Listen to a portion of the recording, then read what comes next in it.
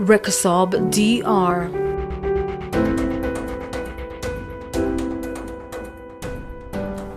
Like the Recusorb DR has heat recovery, but has a fan for both the process dry airflow and the regeneration wet airflow, normally with a ratio of 3:1.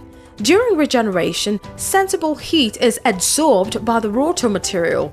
The rotor rotates and enters a small purge sector where the incoming regeneration air is preheated prior to entering the heater, thus reducing the amount of energy needed to heat the air in the regeneration heater, increasing the dehumidifier's efficiency significantly.